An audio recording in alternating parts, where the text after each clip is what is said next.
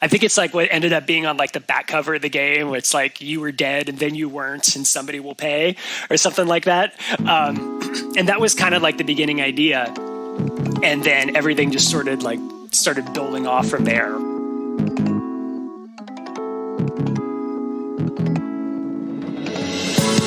Welcome to the Draw Your Dice podcast, the show that calls on the champions and new contenders of the tabletop RPG arena.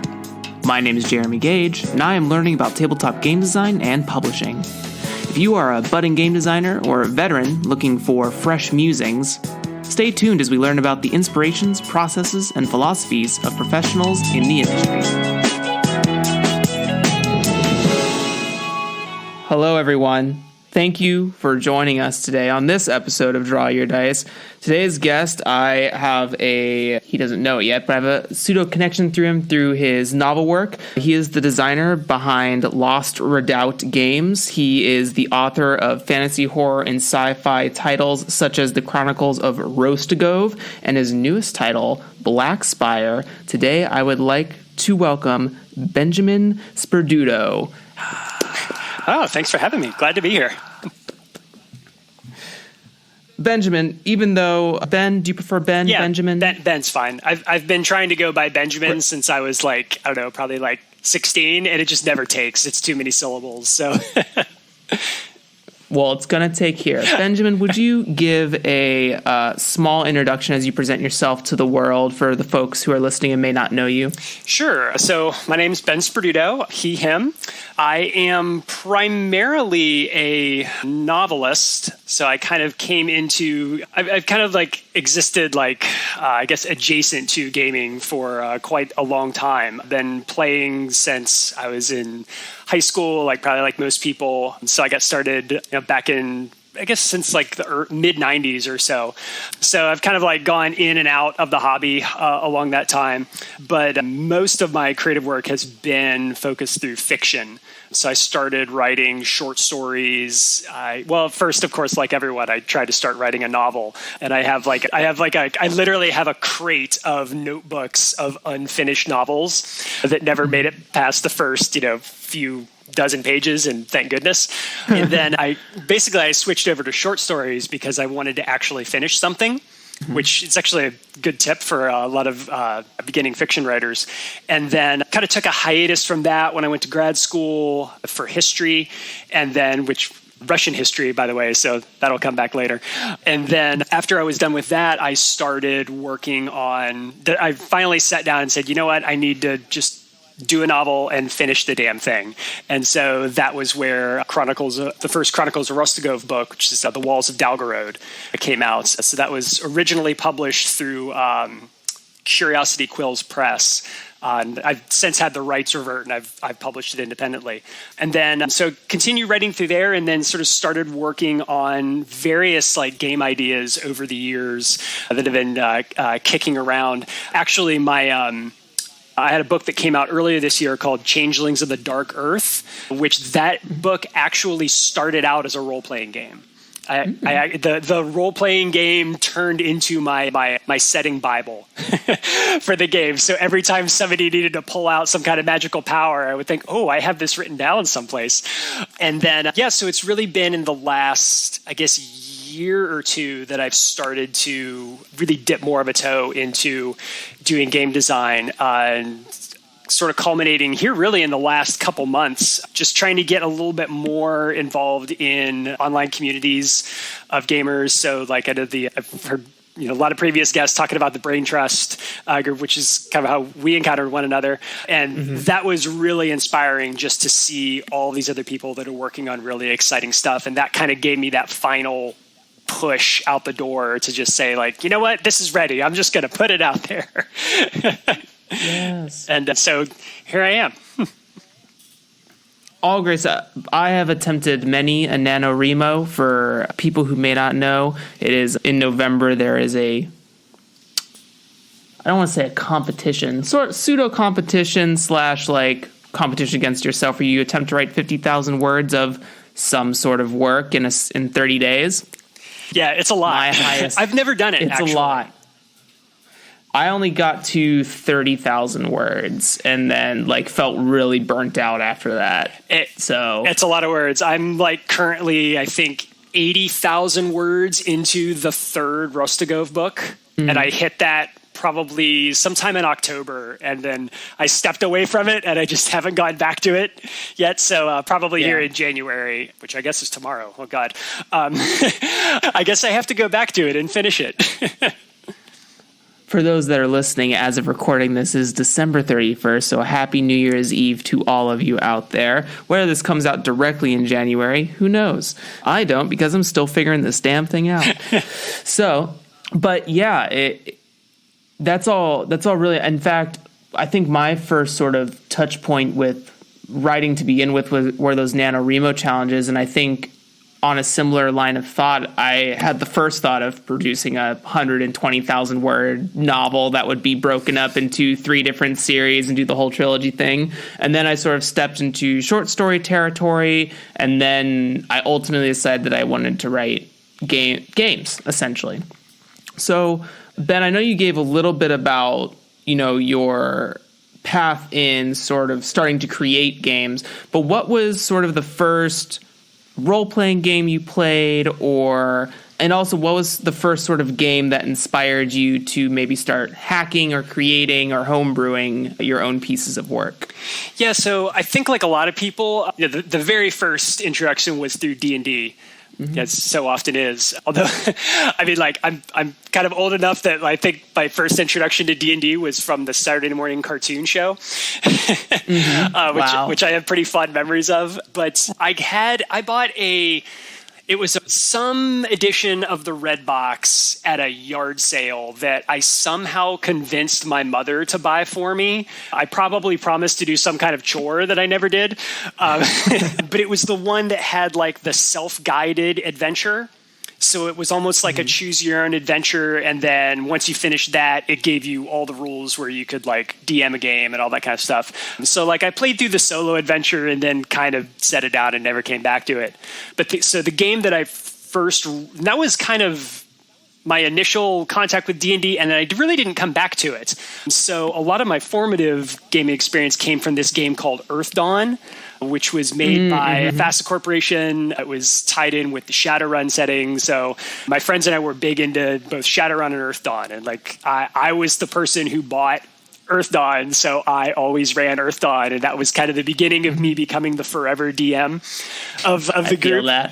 So, I think I started wanting to make a game very early on. I think it was the combination of, because that game had such a rich setting, and the way everything fit together was really, really cool. And I was really inspired by all the lore and the way it integrated in with the characters and all of that. And then this was also like the heyday of World of Darkness as well. So like I had all of those games, Vampire, Werewolf, Wraith, all those. So like I knew I really wanted to get into that and really wanted to write games, and, took a couple stabs at writing some stuff that was just, god awful. And then kind of took another stab at it with kind of this sci-fi apocalyptic fairies and cyborgs kind of game, which, I eventually set aside because it's like, this is just like broken and not working, and I set aside. And that eventually became Changings of the Dark Earth later on. So all that don't throw away all your old ideas. They might come back. And then I really took kind of like a long hiatus from there and really didn't start getting back into it. And probably, so it's probably been in the last like 7 or 8 years, I would say, just kind of like tinkering around with various stuff. And like, I've always been a very creatively driven person. Like I was always that game master that I never wanted to run like the official like campaign setting. I always wanted to like make my own world or my own thing. And I think what was the tripping point for me was that like a lot of game masters, what I really wanted to do was write a novel. And so I think once I started writing fiction on a more regular basis, that kind of like it freed up like a bit of a logjam that I had with game design, where I could think more about the actual game as a like sort of as this independent thing. and really starting to realize that it's not like my story and my campaign as the GM, but it's really about the group. It's about, the players are participating in this too. And I think the game that really, really, really sort of blew my mind and turned me around on sort of what you could do with an RPG it's a little game by, he's more famous now for Blades in the Dark, obviously, but John Harper did this game called Ghost Echo. That is on, it's on the 1/7 Design website, or at least it used to be. And it's literally just a front and back piece of paper. And it gives you the barest outline of a setting and a resolution mechanic, and that's it. And it gives you kind of all these things of like where you have to ask questions about, well, what is this? I don't know. It's not described. And so I ran that for like a couple times, and that game really reoriented my headspace around what you could do with a game, and what was really like, I guess, interesting about role-playing games as kind of a medium where it's not necessarily about this kind of like static thing, like, oh, you get it in this complete box and here's what these characters look like and here's what the world looks like. And I don't get me wrong, I love that stuff, but it's a much more collaborative and dynamic and much more free experience where there's a lot of stuff where it's like, well, how do we do that? There's no rule for that. Well, right. I don't know, just do it. It's like, it'll be fine. It's like, well, what if it's not balanced? It's like, well, who cares? Like, just do the thing and we'll figure it out. And we're all, I think it's that understanding that you're all on the same, you're all trying to accomplish the same goal, and that you're all invested in one another's kind of enjoyment. So you're not really worried about, well, what if one person is just going to like break all the rules and dominate everything or whatever. That's like, it's kind of breaking like this unspoken agreement that you have at the table. So I think that is something I've been trying to think a lot more about when I'm trying to approach games now, and thinking, and also like how few rules can I possibly get away with in a game? Because I ran into this problem. I was making this game several years ago, and it was going to be it was like a fantasy pirate RPG, because I think it was between editions of like 7th Sea, so like there really wasn't a pirate RPG on the market at the time, and I was like, that's my niche. And like Assassin's Creed Black Flag was like, it wasn't out, but it was coming out. I was like, I'll finish it in time for that, and it'll be paired up. And I reached this point where I was writing rules for how much force a whirlpool could suck based on like how close you were to the center of the whirlpool. And it was like, what am I doing with my life? I can't. I can't. This is nonsense. I have to stop this. So I always think about that moment now whenever I'm like trying to think of rules. There's like, is this rule necessary? Because it's probably not. Sure.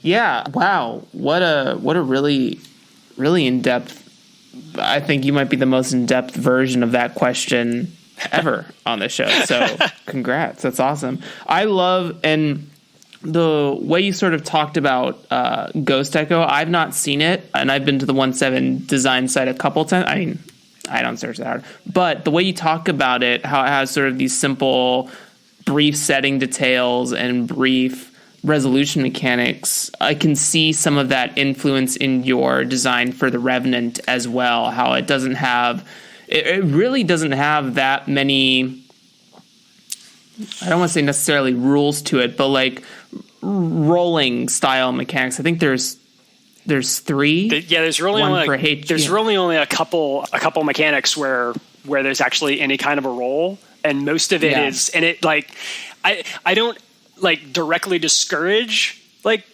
rolling, but it's I think it kind of is.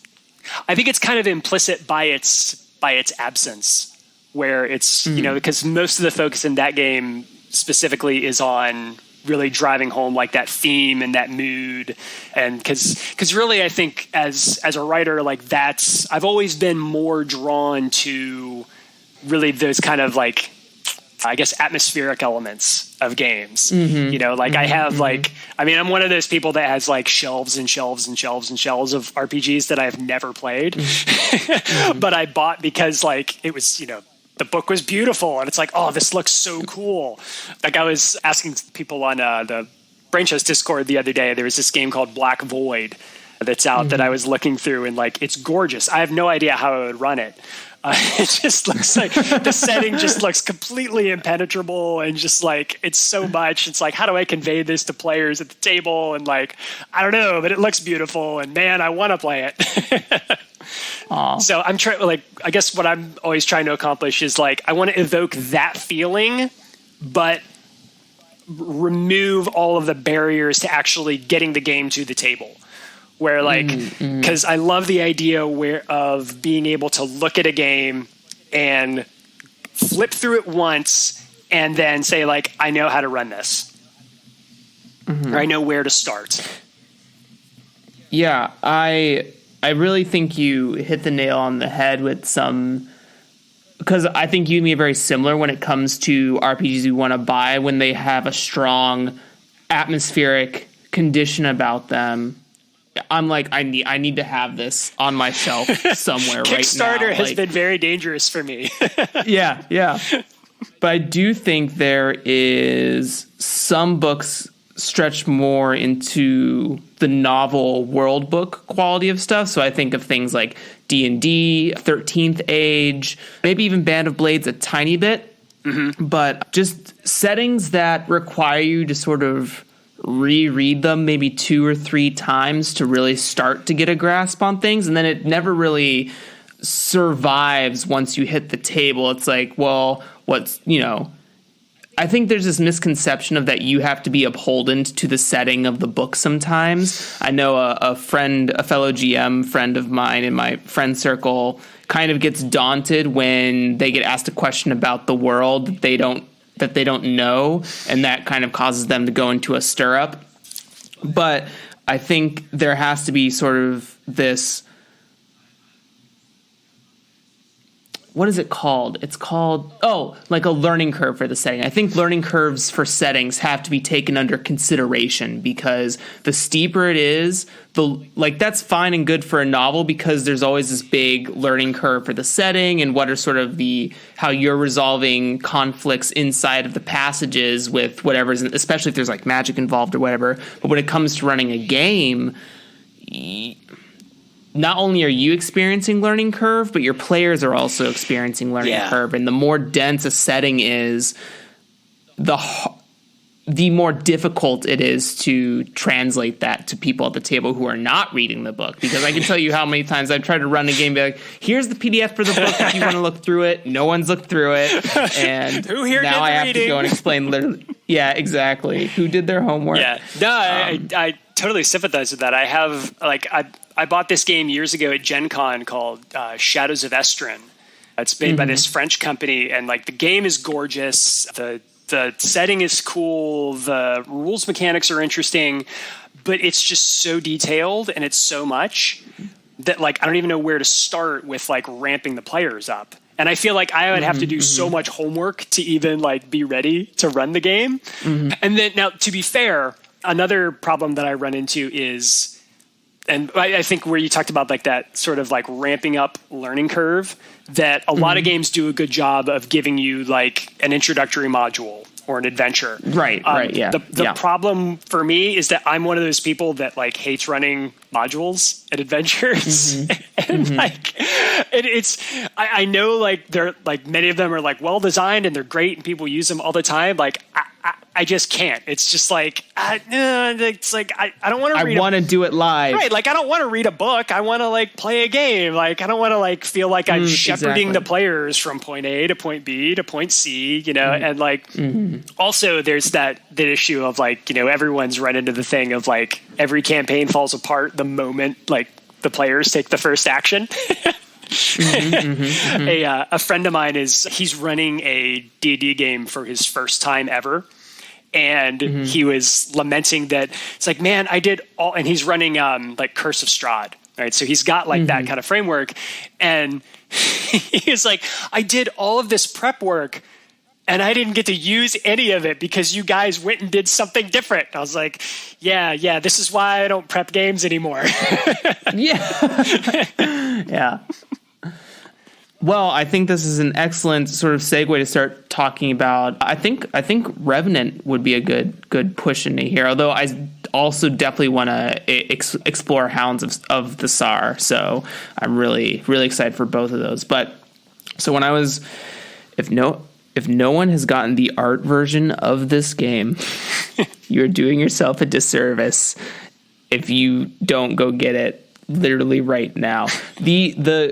The photography ever since I got Iron Sworn, I have been really attracted to this sort of photography art direction in games, and facilitating things like Unsplash and Pexel, or even if you have like a subscription to some sort of fancier royalty-free photography, like I think it really shortens the gap on barrier of entry when people are like, oh, well, I have to hire an artist to get custom art for my game. Like, that's not true. A little bit of Photoshop skill, and you can be right on your way to having a beautiful book, as The Revenant has definitely shown me. It is amazing. Amazing.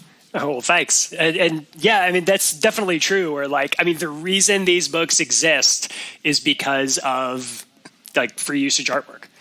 Like, I don't even know how. I think I was looking for, and that was always a barrier for me, where like, I had all these ideas. Like Hounds of the Tsar has been around for years, and it's just I just never took that next step of like getting it laid out, because I was like, well, I don't know anything about graphic design or layout or whatever, and I think I was looking for images for album covers for some of the electronic music that I do, and I kept coming across these images. I was like, oh man, that looks exactly like what I'm thinking for Revenant. And I just started collecting stuff and then started cobbling everything together, and just kind of like, I wanted to see for myself what it looked like. And once I started doing that and I started seeing like the game kind of coming together in that sort of layout standpoint, that really like energized me to keep moving forward and do more with it. Yeah, for the folks at home who may not have seen the game at all, but I do put the links in the show notes, so there's no reason why you can't at least see the cover of this game. But would you give a brief introduction of The Revenant for people? Yeah, so Revenant it's intended to be a 2-player game that you can kind of play through in the span of maybe 1 or 2 sessions. It does have rules for you can play it with more people, but it's a little cleaner with just 2. And the basic concept is, if you're familiar with the concept of the Revenant, it's a restless spirit that has risen from the dead to avenge its death. They show up in all sorts of different media or whatever, and like probably the best frame of reference is something like The Crow. Like The Crow is kind of like the classic Revenant, where it's been, they have died, their life has been cut short unjustly, and they have returned to, exact terrible retribution upon the unrepentant people who have slain them. So in Revenant, the player, it controls this restless spirit that's come back from the dead. They've crossed over from the void, and they are driven by hatred of the person who slayed them. So they've come back from the dead. They have usually one a kind of special ability that they've gained from their time in the void. So they do have some supernatural powers, in addition to being incredibly resilient. Like, they can't be killed, basically. So even if you die, you get reconstituted and come back. So the idea is, I wanted to try to create this sense of like the player is this relentless, unstoppable force that is slowly getting closer and closer to this moment of vengeance. And they're doing that by, ultimately, they're going to go directly after the person responsible for their death. But along the way, they're destroying their ambitions, their assets, so things that they've kind of accumulated, kind of usually through some sort of ill-gotten gains. And then there's a couple other factors that you have to contend with. So Revenant comes back and they have sort of vague memories of their life, but they do have these very distinct bonds with people who are still alive. So that kind of gives them this sort of vested interest in things in the world. And at the same time, they are, as a spirit come back from the dead, they are sort of upending the natural order of the universe. So there are these beings called gatekeepers that, as the Revenant continues to do things and makes its presence known, these gatekeepers cross over and come after the Revenant and try to drag it back to the void before it can achieve its goal. And so that's kind of the basic framework. And the idea of it is that every time you sit down, you'll work the player and the GM will sort of collaboratively come up with the concept of the Revenant, who they were, what they valued, what they wanted to achieve, what happened to them. And they're also laying out who is it's called the target, is the person that killed them. And they do this sort of by asking questions back and forth. So when things actually begin, the player, as the Revenant, does not know certain key aspects about the target, because those are questions that they will have asked the GM. And so kind of the instigating kind of drive of the game is them trying to discover these things. They're trying to find out, well, what does this person value? What is this person trying to achieve? How can I foil that? And then as they start to sort of like knock off all these bullet points, they accumulate vengeance points. And when they hit a certain threshold, then they can go after the target directly. And that's kind of the basic flow of the game. And as you said, it has a very simple mechanic where it's just you're rolling up 2 dice against kind of set target numbers. And then it's like 2 6-sided dice, and 1 die is designated as the player's die, and 1 is designated as the GM's die. So every time the Revenant makes a test, it's really sort of accomplishing 2 things. It's determining whether or not they're successful and what they're trying to achieve. But depending on which die is greater, that will allow that person to do certain things. So like if the player's die is greater, they can regain hatred points, they can add certain elements to the narrative. If the GM's die is higher, they can add certain elements to the narrative, even as the Revenant player is describing their success. And generally it's whoever's the success on the roll determines who's kind of describing what happens. So it's kind of like a back and forth narrative being constructed between the player and the GM. Yeah, when going through the book and sort of reading it for the first time, what I really love about the design of not only the system, because the simple 2d6 of the system is really awesome, that you can get so much latitude out of it. But what I also love is that when I was reading the book, I was almost playing as I was reading. And I think one thing to consider when designing your book, we had Dira Slattery on here a couple weeks ago, and she talked about how when a philosophy for lyric style games, but most games in general for certain people, is that when does play begin? Does it begin when you hit the table, or does it begin when you start reading the book?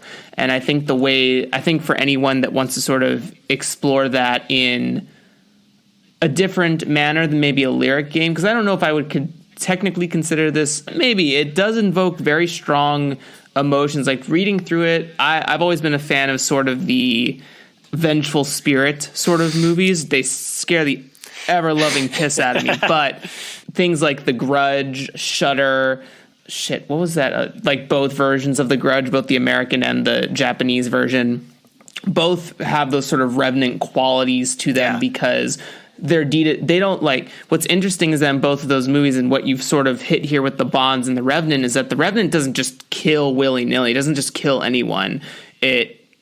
Sometimes it has an inciting incident where it kills a random person, but they're always going after pieces that are linked to their target in this case, or enemy, or whatever you want to call that person, right? So I think you captured a lot of that experience even through just reading the game. Like I started making a character, I started answering the questions, and I was like, this is great. This is everything. Oh, cool. Yep. And you have so few like touch points when it comes to mechanics as well. Like again, you have just 2 dice essentially. You plainly describe what is being added or minused on a particular challenge roll or vengeance roll, or even when you're encountering the gatekeeper. It seems like a really simple thing for maybe like not only just two friends who love horror, but I also feel like this can be really cool for people that have similar film interests in some of a way, like have really vibe with this genre. I think they could just have a ton of fun just pulling different moments or scenes from those types of movies and having a ton of fun. It's a ton of fun. And I also love that the game is setting agnostic. Like you could play this in anything. You don't set up a setting for this. Did you do that on purpose? Like, was that something that went from the initial kernel design, or was it something you sort of discovered as you produced more and more of the game? Yeah, I think I had like kind of an implied setting in mind, and it was sort of that I do list a few kind of example settings in the back of the book, just to kind of give a sense of like how many different, just to sort of like shake up like how you could do the game. So it's like, oh, you could do it on a space station. You could do it in a castle. You could do it in a Western town. But I think I definitely had that kind of like Crow, like dark, rainy, grimy, gothy kind of city in mind as I was going through and making it. But yeah, I did definitely want to make people feel like it wasn't beholden to any kind of a setting. Like, because to me, like the setting is almost irrelevant, because like we've seen this sort of genre of film or a genre of story in like every kind of setting. It's kind of like a universal sort of idea. So I wanted to make sure that however I did the rules and however I presented everything, that that it could kind of be anywhere, anytime, and that to really let players sort of decide for themselves what they think would be the coolest. Because like I said, it is very like driven by imagery. Yeah, and it's funny you mentioned the films like The Grudge and that sort of thing. There were earlier versions of the game where the Revenant was actually much more malevolent. And that really wasn't a conscious design. It just kind of, I was so focused on the thing of them being driven by hatred and vengeance, where like somebody read through the book and they were like, man, Revenants are really mean. I think they would just like kill everybody in their path. And I thought about it, I was like, oh, well, I don't want that to happen. And like that was where like some warning bells kind of went off. I was like, oh, I don't want this to be a game where you have players feeling like they're engaging in like these like torture fantasies or something, you know. So that's why there's a mechanic in there now, and it was kind of a late addition called Scars. And the Scar system is basically there to try to punish the player if they do something that is kind of like engaging in like wanton cruelty or so. Because like the principle is that like they're an instrument of vengeance, but it's a righteous vengeance, you know. And like when you're watching The Crow, like the Crow doesn't like, you know, kill like the little girl that he knows or something. Like he doesn't like just like waylay everybody in his path. It's like the principle of like that kind of revenge fantasy is that like it's only the people who have it coming that end up getting it. So I had to kind of like go back and like rethink that. And I think that was a good case of like one of those cases of like where it's always good to have like somebody else look at something, because like you definitely have blind spots when you're working on a project. And there are like little things that you don't think about, and like things that you take for granted that might not be coming through on the page. It's awesome too, because as you talk about this earlier version that depicted a more malevolent spirit, as you put it, I think that the prose and flow of words here definitely create a sense of, you know, it's almost like a more enlightened, vengeful spirit. Like my mission is just to end this one person, and it's done, like one singular goal. But it's not like you don't also have the sense of like, I'm going to murder the first person I see. You're just going to murder the first person who's connected to that person, right? Like, right. Maybe even a slightly less indirect or a more indirect way than direct, but with the play on the bonds, I think it's the bonds mechanic that really, what do I want to say, lowers that level of malevolence, right? Because I think having the understanding that you as the Revenant have positive connections to people in this world rather than solely only negative connections with everyone creates a sense of like you as the Revenant get to pick and choose, right? And not in like a weighing the scales sort of way, right? Mm-hmm. Instead of saying like death, it's just, you know what, I have this memory that says that they're my friend. I'm just going to kind of walk by super scarily and say, don't fuck around here. Don't get in my way, right? Yeah. It sort of puts a warning on the Revenant. Yeah. And originally it was that was represented by something called echoes, where the idea was like the Revenant had like echoes of its life, but it was kind of like nebulous and not really clearly defined. And the bonds were actually associated with the target. But that ran into the problem of the more I thought about it, because I liked that idea that like there are things that the target cares about. So if you go after those things, yeah. But then I thought about it some more. I was like, well, that goes very quickly into, it's like, oh, what does the target care about? They care about their child or their little brother. Right, and it's like, oh, well, that person's like innocent. So like I can't create a system where like you're incentivized to go do something terrible. Because like a lot of... Yeah, like, you know, having played D&D enough times, you know, it's like players will find reasons to do something terrible. Merchant doesn't give us 20% off. Murder the merchant. But I think it's part of having this sort of detached language when you say things like the target's ambitions or their assets, right? Like not their friends, their assets. Yeah. Whereas you use more connective language with bonds and hatred and vengeance for the Revenant, which I really think starts to steer the boat away from that sort of villainous style of play. And, you know, obviously, even when you make a game, you can't control every player at the table. To some extent, a couple of players may certainly go on that murder hobo spree, but that's out of your hands. I think as a designer, you can trust yourself in the game that you create. And I think, Ben, you've done an excellent job in sort of pushing against those things. And that probably also very much attributes to your novel writing as well, like your practice in novel writing. So I think that you communicate that well. Thanks. Yeah, I think the two definitely like informed one another, where like, you know, it's that idea of like wanting to evoke that certain, you know, those certain like themes or concepts or just like that general mood. I mean, that's partly why there's these little pages that are just like fiction. Or not fiction, but they're like, it's like the thoughts of like a Revenant. And like for a while I had this like notebook, or it was a sketchbook actually, because I wanted to be able to like draw it as like with no lines and like as big as I could. And I got like a red pen. Yes. And so like I had written down all these like, just like weird kind of like, you know, I'm coming to get them, like kind of like quotes in the thought of like, oh, well, I'm going to like intersperse these throughout the book. So, and I was really pleased with the way it came together when I finally sat down and started laying it out, which was kind of a big step or challenge kind of for me, because like I don't have really a background in any kind of like design. And honestly, like the design for this and all the layout was done in like an old version of Microsoft Word, because Word used to have a desktop publishing desktop publishing features incorporated into it. And like sometime around like 2014, 15 or something, Microsoft broke that off into a separate product.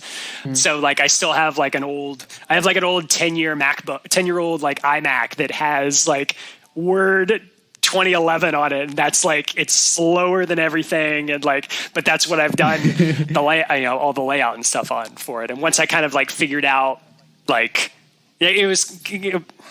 I kind of had this philosophy of like, just like start doing something, and like you'll figure it out. Like, not in a sense of like how hard can it be, but sometimes like how hard can it be, you know? And like I will say, like I gained so much more appreciation for people who do graphic design in that process. Like I work in marketing as a copywriter, and like I told like the one graphic designer that I work with, this is just like, what you do is amazing. Like, this is just like, I don't even like know where to begin, like how you do this all the time. Like it's a lot. Well, I think that you did an excellent job. I think it's beautiful.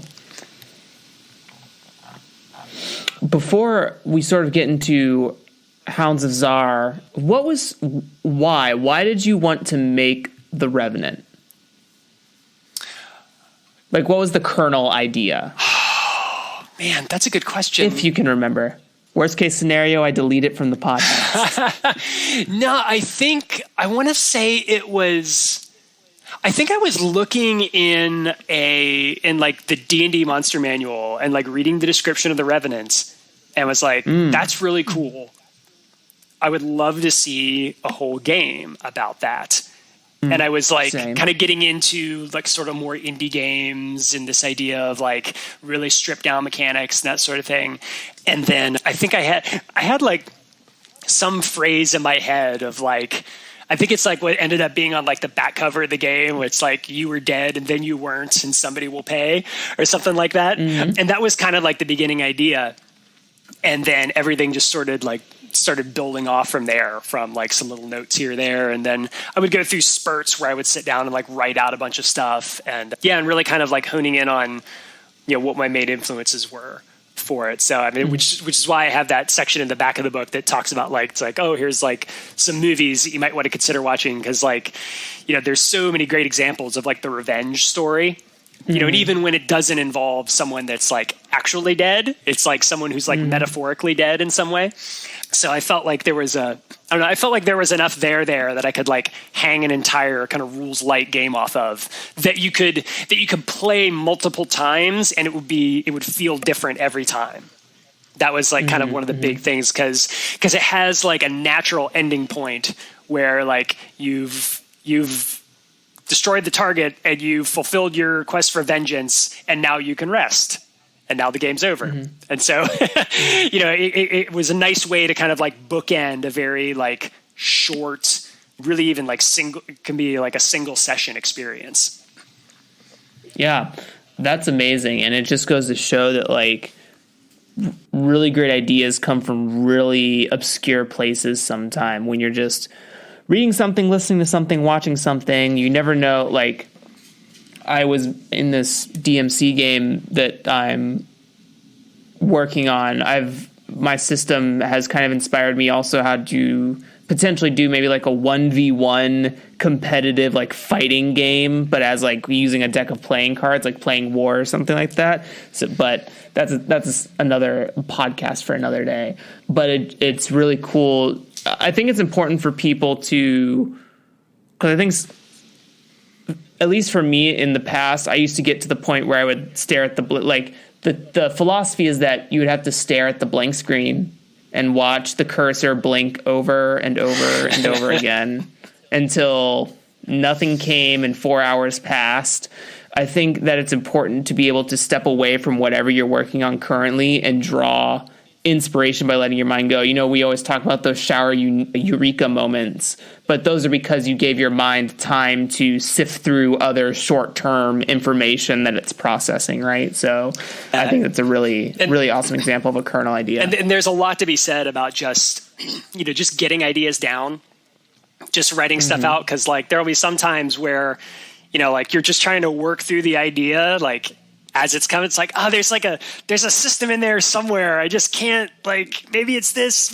So like, I've got a full page of stuff that's like all scribbled out and so forth. And, again, I think the best advice I ever heard as a writer was, I can fix terrible writing, but I can't fix a blank page. And so just get something down. You can fix it later. Like no one's going to see it. No one's going to like hold it against you that it was like no one's going to like break into your house and like hold your terrible ideas against you. So, just kind of go with it. And cause you just have to kind of see what works. There is for anyone listening out there is, maybe I'll link it, like an Amazon link or something. Well, fuck Amazon, but There's a book called How to Write Smart Notes that came out maybe like 2 or 3 years ago that uses this thing called the Zettelkasten system. It's basically a big note system. Short of it is it's a big note box system where you just take fleeting ideas, you write them down on a note card, you explore them within the next couple days, and you really start to extrapolate that data. And then when you have enough data, you start to do a project over it. Read the book. It can be a little dry, admittedly, but I think with what we were just sort of talking about of letting other things inspire other ideas, this note system kind of works as like a second brain and has all these connective methods of saying like, oh, I thought about this idea and this connects to that and this connects to that, and now I have a full project that I'm ready to start researching, right? Or something like that. Amazing. Amazing stuff. The Revenant, get it. Link is in the show note to the itch page. It'll be awesome. It'll be so good.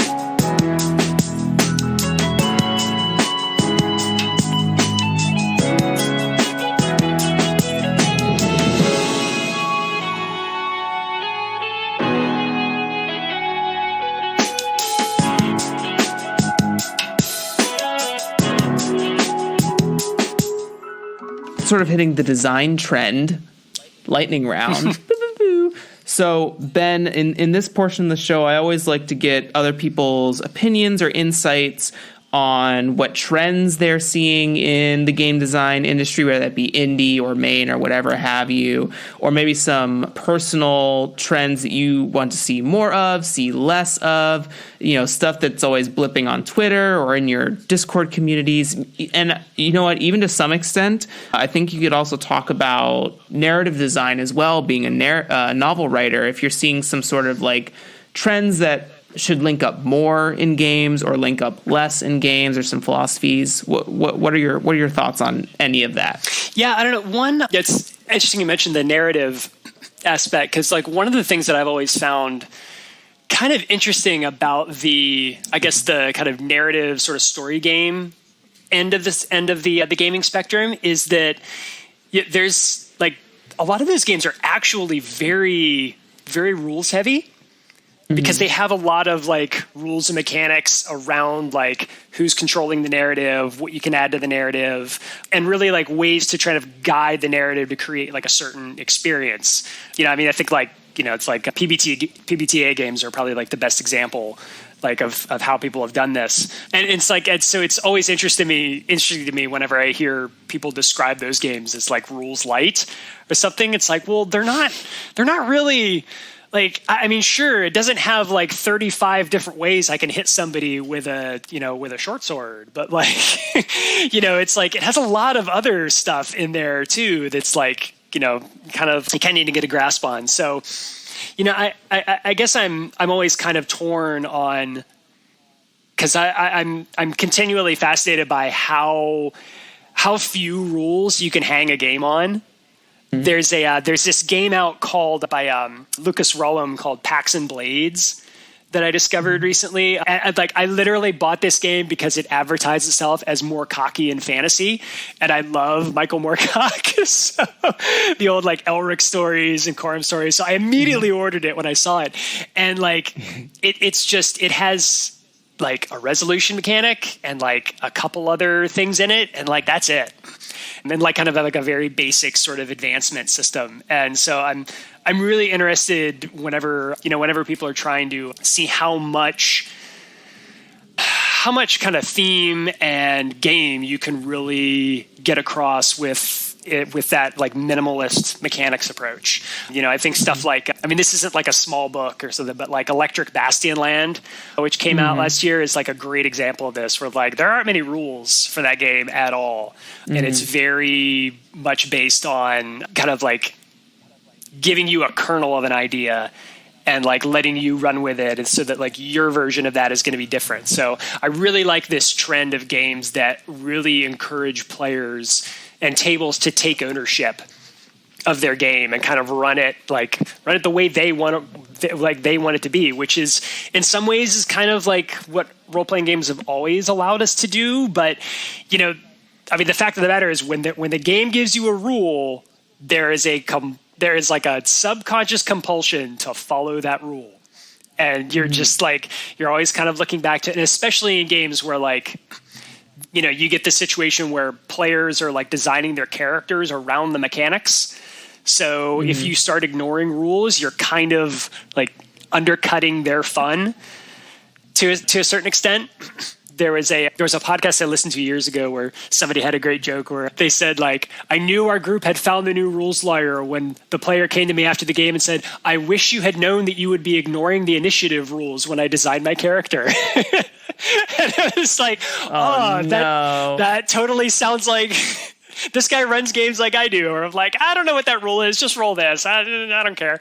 Yeah. So I'm kind of interested in how that's been going. And, you know, it's really an exciting time for role-playing games. I mean, it's probably the most interesting time that I can remember in the hobby, just because like the indie space has opened up to such an extent that, you know, you have people just diving in, you know, and coming up with like some amazing ideas, and it's just all kind of like feeding off each other. Yeah, in a lot of ways, I think even like the big like kind of like AAA titles or so have learned a lot from this. And to some extent, you know, it's really noticeable when you look back at some of these older games. My son's getting really into Cyberpunk right now.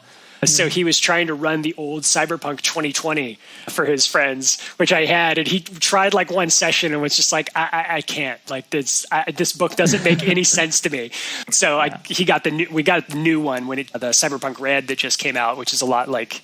He's like, oh, this is a lot more manageable. So I think even like a lot of those companies are kind of like learning those lessons, and I'm seeing like even some really cool ideas coming from like bigger companies. You know, like most of like the Free League games they made, like Tales from the Flood and Tales from the Loop, one of those two.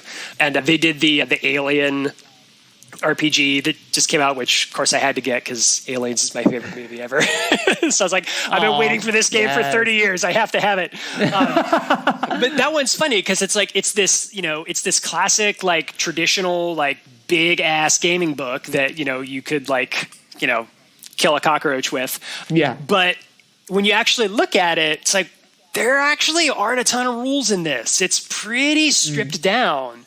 So I kind of like that trend seems to be even taking hold among those games.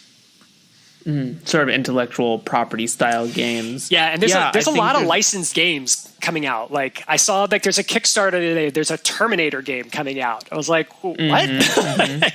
I mean, I'll probably buy it, of course, but it's a cash grab. I think speaking quickly to the sort of intellectual property rise is that, as you were saying, this is a very interesting time for the game design industry, period, full stop. I think a lot of it was I am no historian of game design, but in my intuitions, I'd like to believe that a lot of the board game influences sort of influenced the model that the last, not 20, but maybe the previous 30 or so years had when it came to designing a tabletop game, and Dungeons and Dragons, Chainmail, stuff like Earth Dawn, and what is that King Arthur game? Oh, Pendragon. The name of Pendragon. Thank you. Those styles of games are heavily crunchy. Everything is rules, and that could potentially be from board games, because board games have to be heavily structured crunch and rules to operate. Like they have a different design pattern, right? Whereas role-playing games can have a little bit more of a loosey-goosey feel to them. Yeah. So I think it's interesting, and because of this accessibility that everyone can produce games, I think there are certain fantasy properties, you know, things like the Marvel universes, DC. I know a person who is making a Hyperlight Drifter game, which is an indie game off of Steam. I've seen a DMC board game. Like, just a lot of these different companies, like, okay, this is just another avenue for us to make a 50% cut on when the time comes, right? Like, they're sort of investing now for later. Yeah. But I will say that a lot of the, like, there does seem to be like a higher like quality threshold with a lot of these licensed properties. Like, they're not quite the cash grabs that they used to be, you know, whereas like even like 20 years ago or so, like I've got a copy of like a D20 version of the Wheel of Time, which is basically like D&D with the serial numbers filed off. So I think that like that does seem to have like, I think that you're getting and that could just be, you may have a generation of game designers that have much more respect for the properties that they're working with, you know, regardless of like how we feel about, you know, the companies cutting the checks on these things. Sure. Sure. Yeah. And to also speak more mainly to this philosophy behind what is sort of considered a rules light game, right? Because, you know, my first touch point was D&D 5th edition, and that, in my opinion, now is a heavily crunchy game. There's a lot of moving pieces when it comes to combat and stuff like that. And when my first game that I sort of broke off from that was with Blades in the Dark, which, while is not a tactical combat map game, is still a very crunchy game. There's a lot of moving pieces to that entire system when it comes to actions and stress and trauma and position and effect and having that conversation, items and that whole thing, and remembering what you can do and use, and then you throw abilities into the mix, and it becomes a lot. And then that's not even considering like talking about the crew macro game and remembering those sets of rules. So I think there is this interesting thing where some games sort of tag on, or people, I don't think it's always the game designer. I think sometimes it's people that compare it to maybe D&D as their first game and say, this is a rules light game. Just because it doesn't have a tactics map doesn't necessarily mean that it's rules light. I think Revenant is a perfect example of a rules light game. I think Powered by the Apocalypse style games can be a little bit rules light because you're only really focusing on the 2 dice and then interpreting those questions, right? You just have to remember the questions. But, you know, again, stuff like Blades in the Dark, even something like Ironsworn, and how it sort of, even though it's a simple dice rolling system, it can get crunchy when it comes to how moves influence your milestone track, how it influences how you're doing against them. Like, it's clock-based system or systems in place, figuring out which moves interact there and remembering initiative for combat and stuff, that can be a little crunchy. So is that necessarily a rules-like game? I don't think there's a hard answer for what is determined to be a rules-light. I think it's what you're bringing up is important to recognize that your game may not be as rules light as you think it is just because it doesn't have a tactics board. I think, you know, once you start writing your, I don't know, 50th rule for how to interact with inanimate objects, maybe there's a consideration to cut it back a little bit. Hey, I've got a pile of GURPS books over here if you want to play that game. They've never been used, so maybe we can break them out. Yeah, there's apparently a lot of GURPS fans in the Brain Trust. I loved GURPS. I've had the books for years. I have never run a game, but I always liked it. So, Brain Trust friends, get Ben into a GURPS game. Let's make it happen. Are there any other trends that you want to sort of point out, or anything that you're personally wanting to let people know about in the listening world? Those are kind of the biggest ones. You know, I feel like I'm kind of just like at the beginning of exploring this indie space in a lot of ways. You know, now that I'm trying to get more involved in it and thinking about, you know, like kind of next steps that I want to do, and kind of seeing what other people have done, and kind of like putting that path together. So it's been an interesting journey.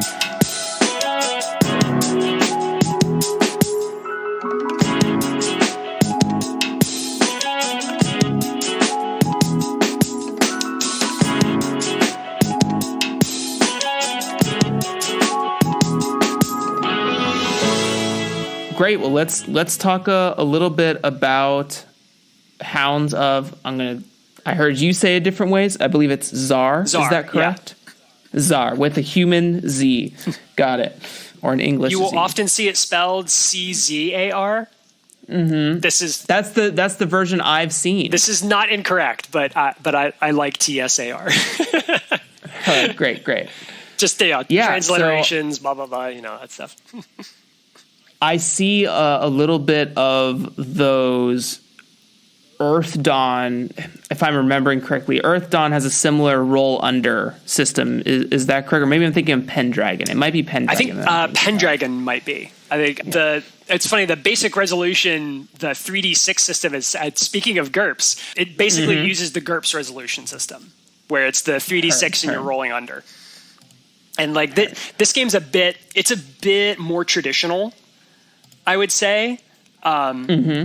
Where it's, so the basic concept for Hounds of the Tsar is that you are a member of the Oprychnina, which is kind of the secret police of Ivan the Terrible in 16th century Russia.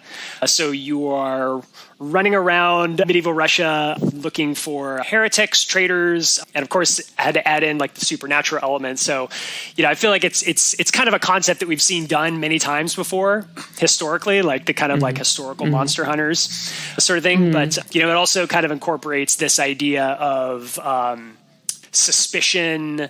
Who can you trust? Is the Tsar actually bad? Maybe we're doing bad things. Do we know we're doing bad things? This game really came out of this game was kind of like hodgepodge, kind of how it was born, because I wanted to do a game set in kind of medieval Russia, because as I mentioned earlier, my master's is in Russian history. So I studied like 17th century Russia, like the era like right before Peter the Great. So like Peter the Great's father, Alexei, was the kind of the period where I looked at. And so, Ivan the Terrible obviously like looms large through any aspect of Russian history. So, and there's this period of time where he basically disbands or disowns the nobility, all of government officials, strips them of all their titles, all their authority or their power, and he creates this, what's kind of like considered a state within a state called the Oprychnina. And it's these guys. It's real unclear from the historical record what the purpose of this group was, and it's been reinterpreted in multiple different ways. It's great because like Soviet historians like hold Ivan the Terrible up as like a proto-communist who was like creating this like military arm of the pre-proletariat to strip away the nobility of their power and this kind of stuff, which like it doesn't hold up to any scrutiny like most Soviet history. But yes, so like there are these guys that like they basically ride around Russia garbed in black. They have like wolf's heads like on their like saddles. They carry these brooms around that are supposed to symbolize them like sweeping away the Tsar's enemies, and like they kind of just ride around terrorizing people. And this all happens in the middle of a war, and it's like the whole story is bonkers. Like it doesn't make a whole lot of sense. So, but I wanted to capture kind of that unique moment in history, and kind of like the thematic touchstone for the movie for the game is drawn out of the movie Ivan the Terrible, the Sergei Eisenstein film that's been like, you've seen, like if you haven't seen the movie, you've seen like still shots of the movie or clips of it from somewhere. It's just this very visually striking film. So I kind of wanted to like lean into that, lean into the history, and also have kind of this like Monster Hunter game kind of wedged in the middle of all of that kind of stuff. So like it's a bit of a mishmash in that sense. And when I was putting the book together, all of the artwork that I used is like sort of like Russian artwork from the 19th century to kind of give it that sort of feel, and got like a weathered paper kind of look to put on the background of everything. And so that was kind of how that game came together. So it was really fun just kind of leaning into that period of Russian history. And again, my first two books are set in a fantasy world that's basically like, it's a Russian Game of Thrones is kind of how I describe it. So like everything's very kind of Slavic feel, the magic and creatures are kind of drawn out of like Slavic folklore sort of thing. So it was Hounds of the Tsar was kind of like a natural stepping stone to kind of marry those interests together. Yeah, I think again when I first greeted Ben today off air, I'll figure out a term. Both the Revenant and the Hounds of the Tsar are dripping with character and thematic just in their design alone. Both, things like the font and the textured paper and the use of public domain art pieces is really visually striking. They're very, very pretty books for sure. And I think you also posted in the Brain Trust, you just got a print copy of Hounds to look at, to play with? Yeah, I did. I actually ordered a print copy of both Hounds and Revenant from Lulu. I just kind of threw it on there. It's I from a moment of vanity, I just wanted to hold it in my hand. I didn't really have any plans to do a physical distribution for them, but now that I kind of see them, now I'm thinking, well, maybe I should look into how to do this because this is really cool. Aww. It'll run into problems though, because the format this is partially a byproduct of me not knowing what I was doing with my layouts. The layout is done in conventional 8.5 by 11 paper. So I can't really print it as a zine because everything will be all squashed. So so that's why it's cool because the books came out really big, but if I really wanted to distribute it in another format, I would have to go back and kind of redo everything. So I don't know. I may look into what it would cost to do a print run of them, and then maybe do a Kickstarter or something and try to see if I can get the funds to get those printed out. But I don't know. That's kind of an up in the air idea at the moment. Sure. Now, I know looking through Hounds, you're talking about, it uses sort of a basis of the GURPS. I'm not familiar with GURPS. I've not seen any GURPS books, but as you said, it's sort of a basis off of the GURPS system. Is that correct?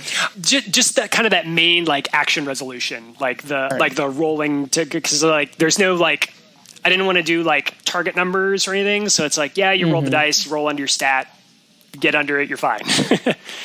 And then so you have each character can pick a certain number of abilities, and that basically just lets you re-roll your dice on every test. One thing that I blatantly stole from Into the Odd and Electric Bastion land was the concept of just not rolling in combat, not rolling to hit. Your weapon has a damage die, and you just roll the damage die, and if you have an armor die, you roll that, and that's it. That's all there is in the combat system. Because I didn't want to get into a thing of it's oh, well, what stat do you use for combat? Right. So it's interesting because it does have this byproduct of no matter how your character is sort of built, you can still be effective in a fight. But since everything is hitting automatically, fights go quick and they can go real bad real fast. So maybe, I think that. So maybe getting into a fight, not the best idea. Well, I think that plays to sort of because even though there's a supernatural element to this game, I think because it has this touch point of real historic value to it, having that lethality come so rapidly and so concretely with factors of just a weapon versus someone's armor I think adds to the flavor of the game. I don't think it detracts in any way. Maybe for someone who likes a little less lethality in the game, someone who's a little bit more precious about their characters. Right. I don't know if this is the game for them, especially with the sort of social deception mechanic you also have in there, the loyalty system. Your character's coming to an end one way or another, whether you like it or not. You could potentially be tried for treason and gone. Yeah, it could end quickly, but and that's kind of a byproduct of, and I don't know that I've ever read a combat system in an RPG that I was totally happy with, right? Because they always tend to get it's in most traditional kind of rule books, the combat chapter is the biggest chapter, and it's where most of the rules are, but it kind of flies in the face of. And this is something I've always tried to stress in writing fiction, is that when violence happens, it happens fast. It happens faster than you think, and it's sloppier than you think, and it's it goes wrong really quickly. So that's something I always try to convey in I'm writing fiction, and So it's something that I also try to bring to games as much as I can. I think you nail it. The two things that I find really interesting about this game, one is sort of this plot twist dice you have, the Tsar dice, which is really cool.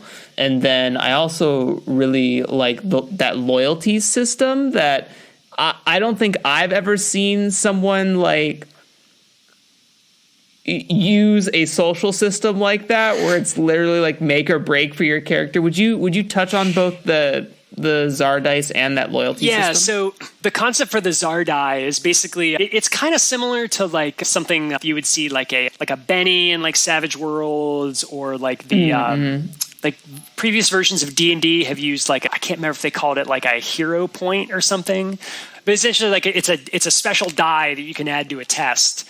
And the idea behind it was that I wanted every character or every player to always have in their mind what is their connection to and their standing with the Tsar.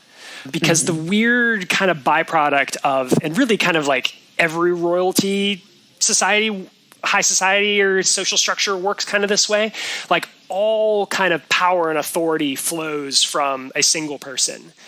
And your proximity to that person and your relationship with that person is incredibly important in your social status and your professional status.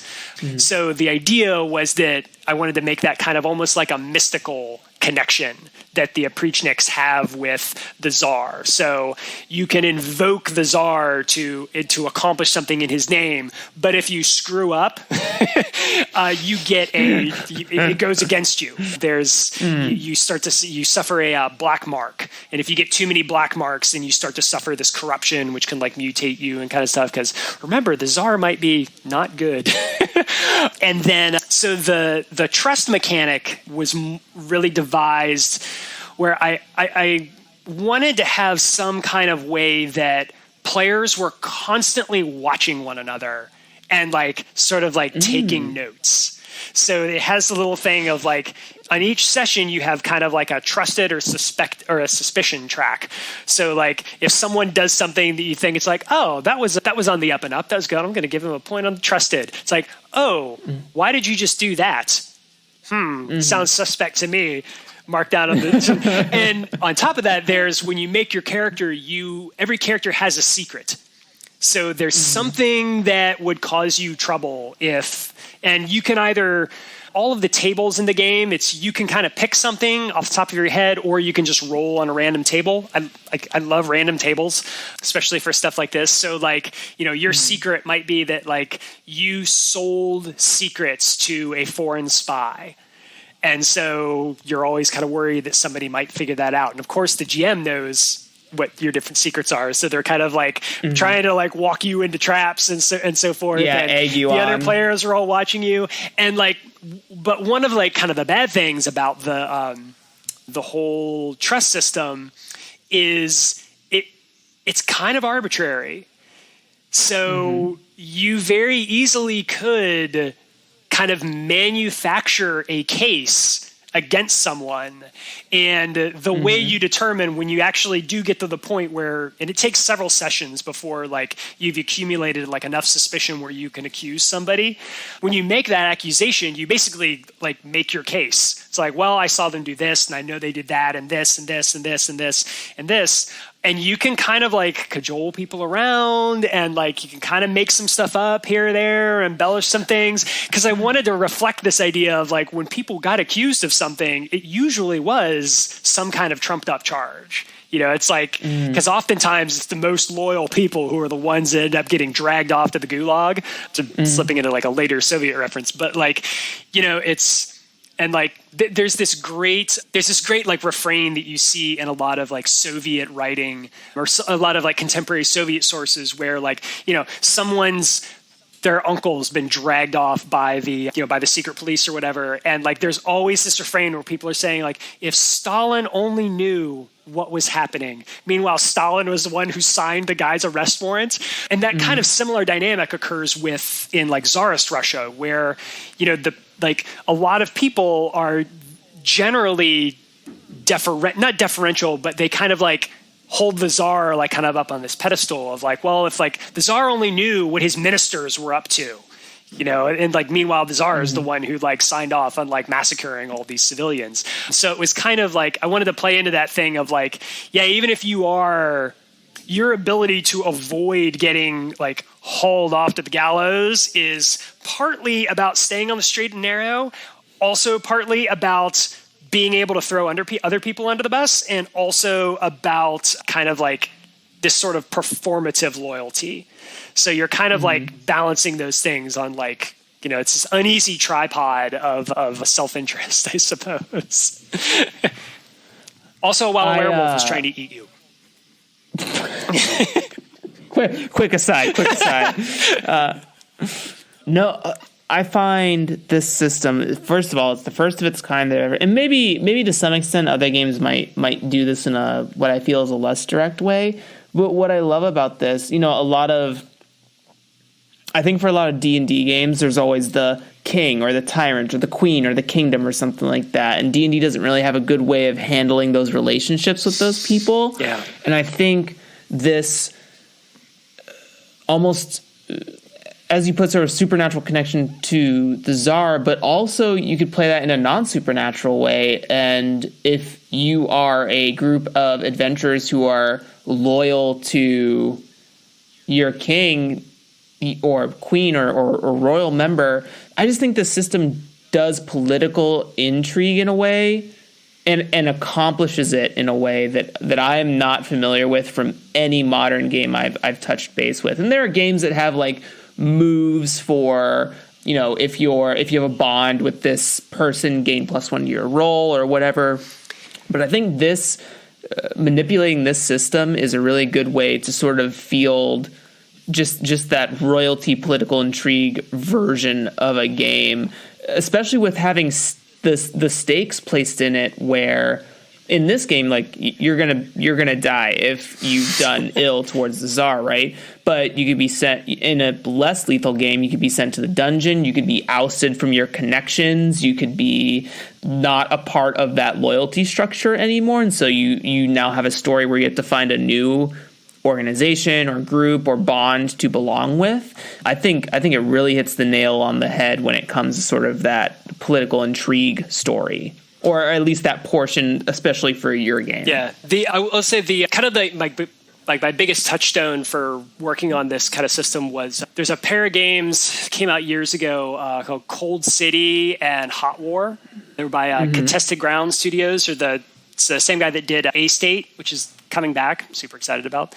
And the premise for Cold City was, which I was more familiar with, was you were in a group of, it was like a multinational police force in like Cold War Berlin. And of course you were investigating like weird Nazi stuff and monsters and that sort of thing. But like every member of the group was a different nationality.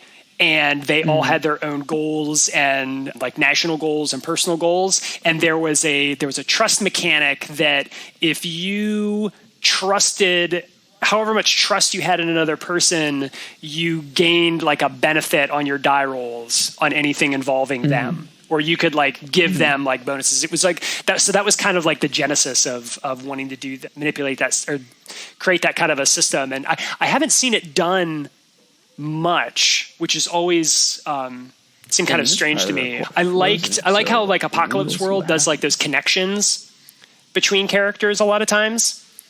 But like I remember, I think it was Dungeon World that has a like you kind of outline like, oh, I know this person and I have something with this person.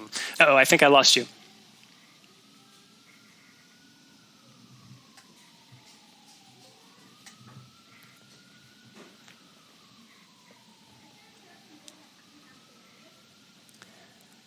Do.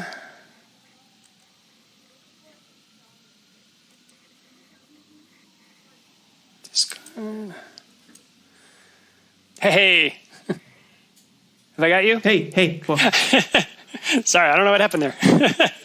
No, you're super good. You already pre-warned me, and I am here to chill.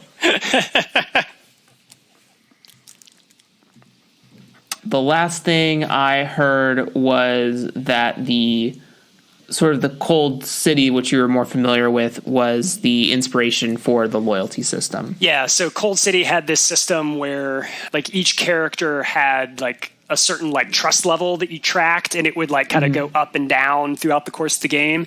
And then that would allow you to like I think you added dice to someone's roll.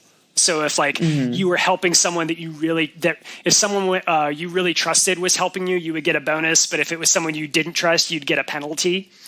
So it was and since everyone was a different nationality, there were kind of these built-in prejudices that everyone had to navigate. So it was a cool game.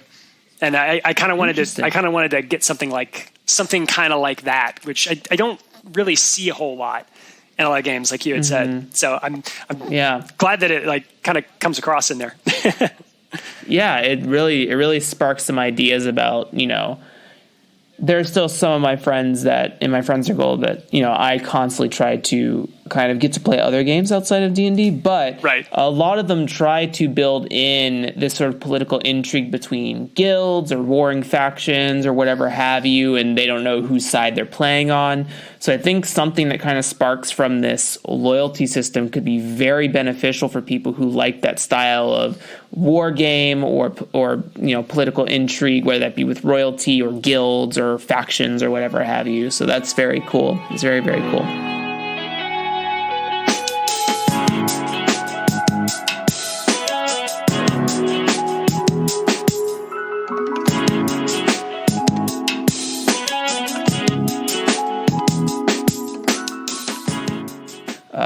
Really, really great design inspiration so far, Ben.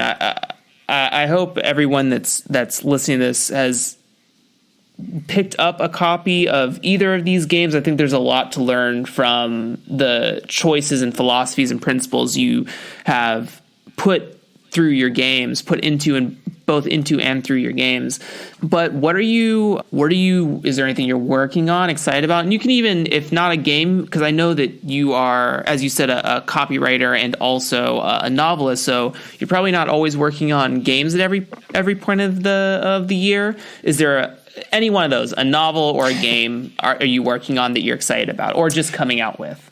Yeah, it's kind of like always juggling between multiple different things. So I do want to try. I have a game that I'm trying to get tidied up and ready to go for Zine Quest this year, because I think I first learned about Zine Quest just really even the past 6 months or so, because I missed it the first couple times around because I hadn't really gotten into that sector of the indie space. And I was kind of looking around for what ideas I had that would fit within that format, because usually like things tend to like grow beyond that a little bit. Like I'm working on one game that's called Simulacrum, that's basically like The Matrix crossed with Dark City, because it's kind of astonishing to me that no one's really done a Matrix style game. Although as I started working on it, I realized why. There is some definite problems. But so there's that. And then I had this other game that I mentioned earlier on about this kind of fantasy pirate game that I was working on. I'm kind of repurposing that into something that's this is kind of embarrassing. It's more like Waterworld, because I guilty pleasure. I love that movie, so it's awesome. So it's kind of like a bit of like a Mad Max on water, like hex crawl. So working on that. But the game I'm sort of prepping for Zine Quest is called Weirdwood, and this is a game that I really got the idea for during a trip I made to Finland a few years ago, and it's like the idea is like nothing revolutionary. So it's like kind of like a hidden world type game. Just beyond perception, there's this like primordial forest that is filled with all sorts of things. It's like kind of feeds on the dreams and imagination of humanity. Also, there's like kind of like doppelganger copies of people hidden away in this forest. And so that was kind of the basic premise. And it started out as a book idea, then turned into like a graphic novel idea. And then I thought, well, this is just a role-playing game, so I should just make a role-playing game. So the idea for the role-playing game, though, is that It's kind of similar to the way that Revenant kind of gets created at the table every time you play. This game starts out by asking a bunch of questions. And it kind of was inspired by the times I ran Ghost Echo, which the way I ran that game was I would kind of sit down with everyone at the table, and then I would go around, and there were all these like terms and concepts on the sheet, and I would just ask the table. It's like, okay, what is this? Who are these people? There's these kind of creatures. What are they like? And kind of like taking down notes as everyone said all that kind of stuff, and then like rapidly like shaping that into like a setting for everyone to just go play in. So everyone kind of like collaboratively creates the world that you then dive into and play. So the concept for Weirdwood is that this idea of like this forest just beyond perception exists everywhere. And it's different in every place. So when I sit down in Florida and come up with what the Weirdwood looks like, this is what it looks like where I live. And this is what kind of creatures are there. And this is how magic works here. But someone who's playing the game in Wisconsin, I don't know why Wisconsin came to mind, but someone who's playing in Wisconsin.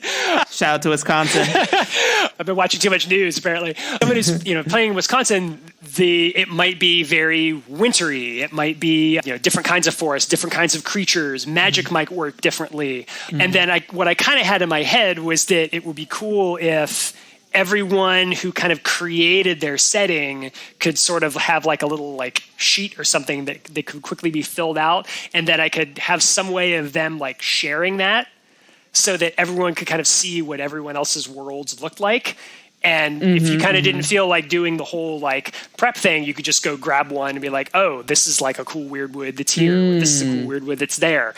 And the game system itself is kind of, it's kind of like the system that's used in Lady Blackbird, where there's like a pool of dice in the middle of the table, and you kind of can take dice from the pool, and there are ways to refresh your pool and that sort of thing. So I need to kind of like sand off the rough edges on it a little bit, but that's kind of the plan now. So I'll probably be prepping that for a Kickstarter in Zine Quest, and we'll see how it goes. It'll be my first venture into Kickstarter after kicking around it for a bit.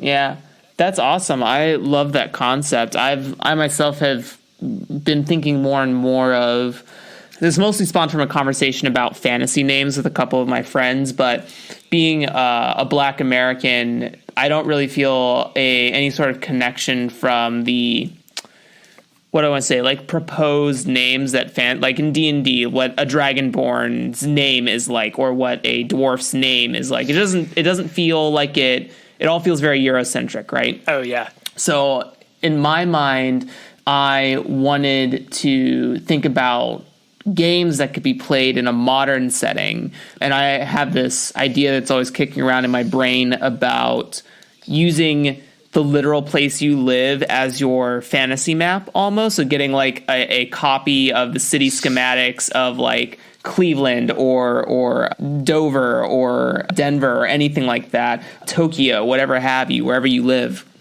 and sort of creating this pin system that says, okay, what does sort of like the negative fantasy version of this world look like flip your entire city upside down and put magic monsters in it, and then start to do that same sort of thing where like you could have some sort of forum collection space where like, oh wow, that's really cool. I want my players to like travel on a cruise and land in the Bahamas, and this is what the Bahamas like fantasy version looks like, right? Yeah, I love that idea. I think that stuff would be really cool. Well, because it kind of ventures back into the old school World of Darkness. Because back when Vampire first came out, and kind of before it got taken over by its meta plot and became superheroes with fangs, kind of the unwritten expectation was that you would play Vampire in your city or your town. And that was really, really cool. And they kind of got away from that really quickly for like obvious business model reasons. But I love that idea where like you're just kind of like making where you are weird. Yeah, like your local donut shop is, I don't know, housed by a troll in the Negaverse. They're still making donuts, you know what I mean? Like whatever have you. Yeah. But I think something like that would be really fascinating, and I think would lower the barrier to entry on like someone feeling successful when they create a world Bible. Because I think, well, at least for me, part of the hiccup is like, I think you always get trapped in the sense of like an interesting topography for your world, like where are the mountains and the trenches, and like where are the castles centered? Are they in the mountain by the river? Do they live in the forest? Right? Like it's all these. I think it's more these topography.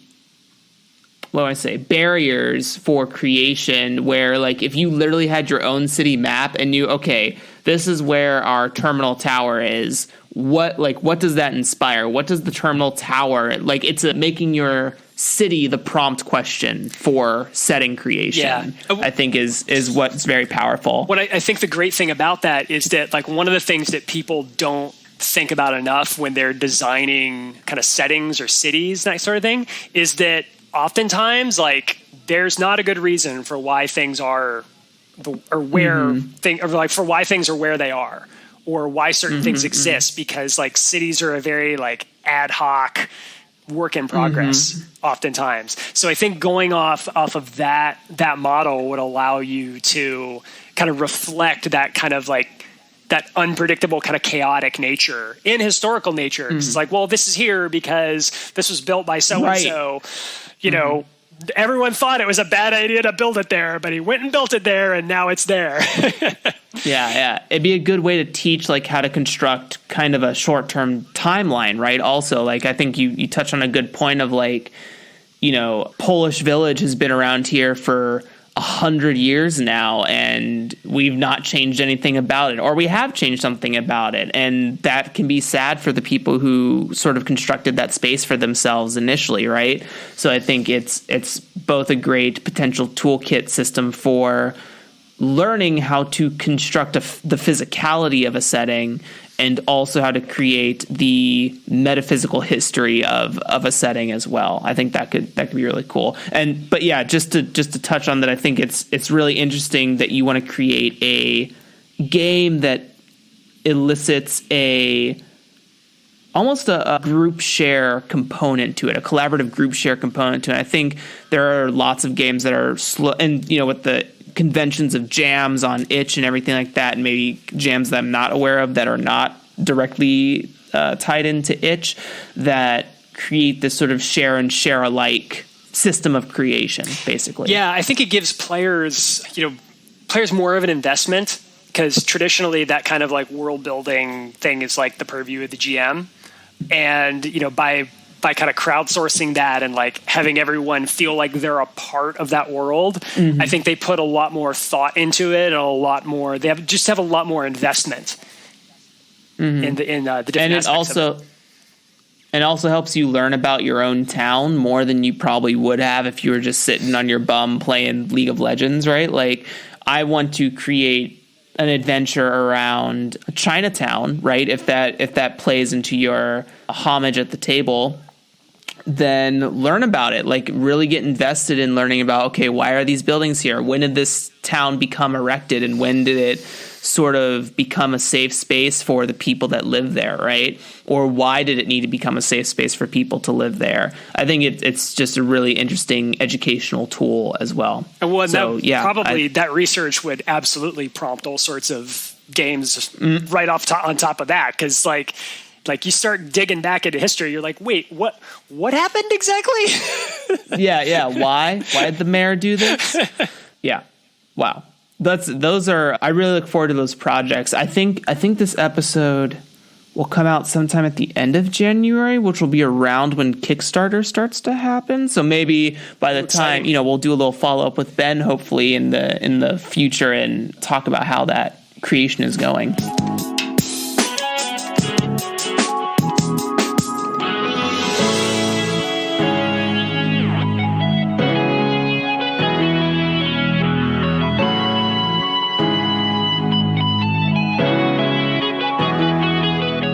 put it right next to the mic so everyone can ASMR this click-clack roll. Because I don't think this would be a design show without probability involved.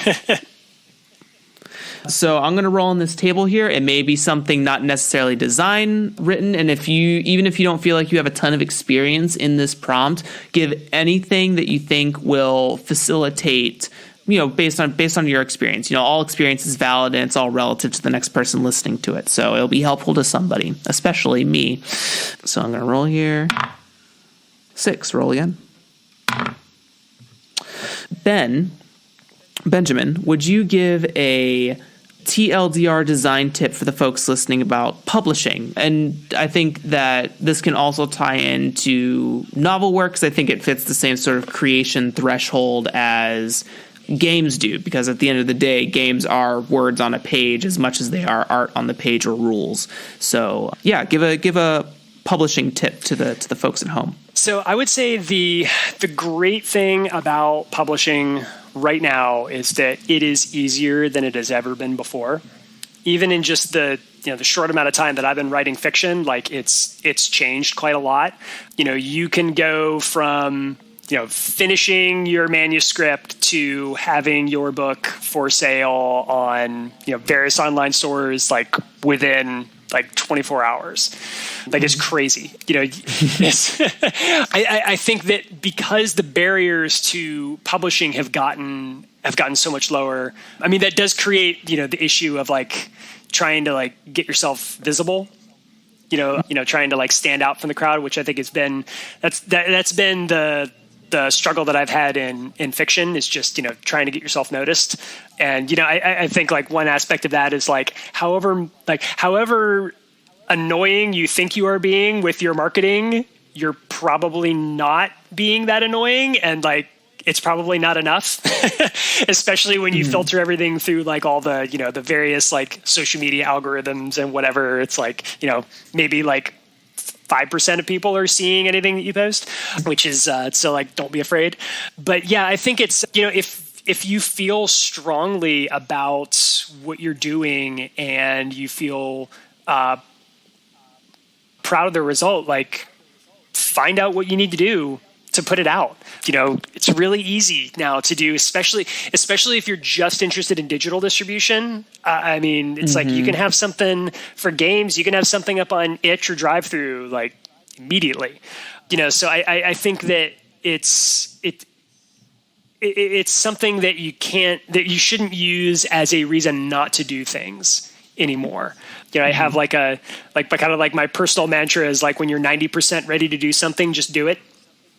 And just because otherwise you'll spend all the time withering back and forth of oh, should I do this? Should I do it? As far as I can't speak a lot to doing physical publishing and that sort of thing because I haven't done that for RPGs and so forth.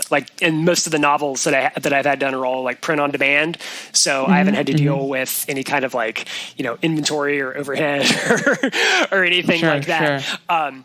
But there's tons of resources out there, and just don't be afraid to ask someone because all of us start somewhere. This is probably a preface for me asking a bunch of people about things on as I look forward to Kickstarter. But yeah, everybody has to start somewhere, and there's people that are really eager to help and share what they know. So. Don't be afraid to ask. You're certainly not. You're never the first person to ask the question. So, yeah, when I first dabbled in wanting to write a novel or short story or anything like that, quickly the argument I was looking on the interwebs, as they're called, I believe the kids call them that the difference between traditional publishing through a publisher like an accredited publisher, hybrid publishing, or self-publishing. And I think part of that battle is that when you go traditional publishing, you may not get as much of a cut from your product, but you don't have to do all the work of the marketing and publicity and all these other. I mean, you have to do some of your own, but they give you tools and resources because that's their job. They also want your book to do well for them, so they're going to make sure it happens. Whereas self-publishing, a lot of that work is in your own hands. Yeah, but even that's a lot easier. It's a lot easier to get a nice looking product out, more so than it has been in the past. If you're writing fiction, there are all sorts of places that have pre-made book covers that you can buy for at most a couple $100s or something. And if you look enough, you'll find something that matches what you want. I think when I republished Walls of Dalgarode and Morona's Law, those are both with pre-made covers, and wow. I like them better than the covers I had on the original books. And even as far as the marketing and stuff goes, honestly, if you're with a small press, you're still going to be doing a lot of the marketing, because a lot of small presses just don't have the resources to get behind a lot of promotional efforts. So even there, you do get the benefit of, I think the one thing I would say, the caveat for maybe wanting to go with a publisher or something, is getting access to editing. It's a good editor. But even there, I've had mixed results with working with editors from small presses. My book that just came out, Black Spire, the editing process for that was fantastic. It came out so much better. But then previous books I've had come out with a different publisher, the editing was a little not great sometimes. So, so it's you kind of do the best research you can. And a lot of it has to do with what matters to you as a creator. If you're someone that, because I know there are a lot of people that they don't necessarily want to put out something independently, because they feel they want kind of that external validation of a publisher thought this was worth publishing, which I get that. I understand. And it's, that's especially if you're, if you're someone like me who's constantly grappling with imposter syndrome. It's no, somebody else thought this was good. They thought it was good, not just me. I think it's one of those ways in which creatives, we're often our own worst enemy. But I guess it's kind of deciding, what's important to you. What do you want? For a lot of people, they would never want to give up the control they have of doing things independently, even though that may come with publishing stuff independently is going to come with all of the tax and such liabilities and stuff that come along with all that, which is a terrifying 800-pound gorilla that's just out of my frame of vision that I'm totally worried about. But it's going to be okay. Yeah. Wow, that's all really great stuff. Benjamin, I am so thankful that you were on the show today. You brought some really nice design pieces to the puzzle that we call success to some extent. Why don't you let the folks know at home where they can reach you, talk to you, find your stuff? All of the places and links will be in the show notes for you folks who want to click on those things. Sure. So all of my games are released under the name Last Redoubt Games. So there's you can find that on itch. There's websites, www.lastredoubtgames.com, and you can get a lot of early kind of demos and stuff, or playtest demos that I have posted up there. And then all of my author stuff is under benjaminsperduto.com. And then I'm on all the Twitters, and Twitter's Ben Sperduto, and there's also a Last Redoubt Games Twitter. I think it's at @last_redoubt. I screwed something up with it when I accidentally created it twice and had to get an underscore in there, and I don't know, you know how it goes. Yeah. But yeah, that's where all that stuff is. And you can get my books on Amazon. I will say that. Just look up Benjamin Sperduto on Amazon. You can find it there. I know none of us like Amazon, but it's where they are. but Kindle and stuff, please. Thank you. Buy everything from this man. Buy everything. Thank you again, Ben, for everyone at home. Thank you so much for having me. This has been so much fun. Oh, getting emotional. Everyone at home listening, I hope you learned a bunch. I know I have, and we will see you next time on the show. Say bye to the people, Benjamin. Bye-bye. Bye. Bye. All right, that's a wrap. What a wellspring. I am always very impressed and very jealous with those who are crushing it, at least in my eyes. Good luck in all of your creation endeavors, Benjamin. All the games we talked about today, along with all the links to get in touch with Benjamin, will be down below in the show notes for your access. If you liked the show and found it helpful, please send a tip my way over at Ko-fi.com or itch.io.